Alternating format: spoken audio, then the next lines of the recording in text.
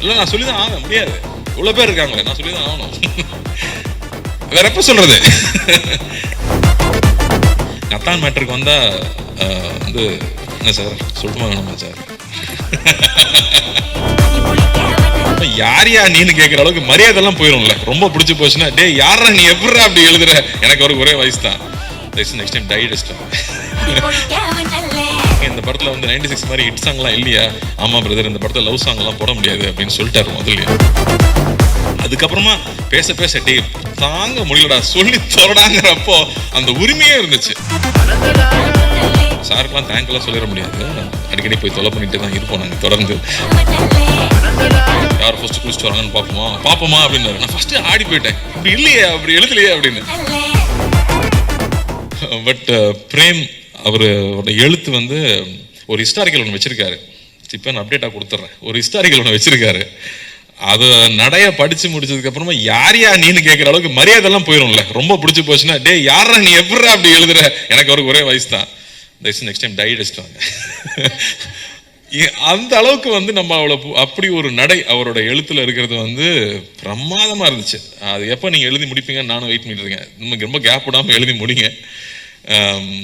அதே மாதிரி sound department, அந்த கோயில்ல இருந்து அந்த பையன் கிளம்பி வரும்போது அந்த யானை மேல டச் பண்ணுது, அங்கேயே வந்து எல்லாரும் எமோஷனல் ஆயிட்டாங்க. அப்படி வந்து ஒரு ஒரு சரியான ஒரு காட்சியும் சரியான ஒரு இசை மட்டுமே ஒருத்தரை வந்து அள வைக்க முடியுமா அப்படிங்கிறது வந்து மறுபடியும் எனக்கு ஒரு லெசனாவே இருந்துச்சு இந்த படத்துல. அது என்னால ஃபர்ஸ்ட் உணர முடியல, தியேட்டர்ல பாக்குறப்போ தான் நான் உணர்றேன். இந்த படத்துல வந்து 96 மாதிரி ஹிட் சாங்லாம் இல்லையா? ஆமா பிரதர், இந்த படத்துல லவ் சாங் எல்லாம் போட முடியாது அப்படின்னு சொல்லிட்டாரு முதல்ல. ஆனா இதுல இருக்கிற சிச்சுவேஷனுக்கு சாங்ஸ் இருக்கிறது இருக்கு இல்லையா, அது அவ்வளோ அழகு. வந்து இந்த போறேன் நான் போறேங்கிற சாங்கும், யார் வேணுங்கிற அந்த சாங்கும், கமல் சாரோட வாய்ஸ் வரும்போது கமல் சாருக்கு எத்தனை நன்றி சொன்னாலும் பார்த்தாது. இதமா இருந்துச்சு இந்த படம் ஒர்க் பண்ணும்போதும் படம் பார்க்கும்போதும். நத்தான் மேட்டருக்கு வந்தா வந்து என்ன சார் சொல்லணுமா வேணுமா சார்? நீ ரொம்ப பேசுவ அப்படின்னாரு முதல்ல. வேறு வழியில் சார், இந்த படத்துக்கெல்லாம் பேசி தான் ஆகணும். ஏன்னா வந்து அந்த ஃபோன் கான்வர்சேஷன் பற்றி தான் நான் முக்கியமாக சொல்லணும்னு நினச்சேன். ஏன்னா அப்போ தான் நான் ஷூட்டிங் இல்லை, மற்ற நாள்லாம் கூடயே தான் இருந்திருக்கேன். அப்போ தான் நான் தொல்லை பண்ணுறதுக்கு பக்கத்தில் இல்லாததுனால அந்த காட்சிகள் நான் ஸ்க்ரீனில் பார்க்கும்போது அப்படி இருந்துச்சு. இங்கே எல்லாரும் சொல்லிட்டு இருந்தாங்க ஒரு ட்ரூ கலர் போட்டால் நம்பரை கண்டுபிடிச்சலாமே. நம்பர் கண்டுபிடிக்கிறது இந்த கதை கிடையாது, அது கிடையாது.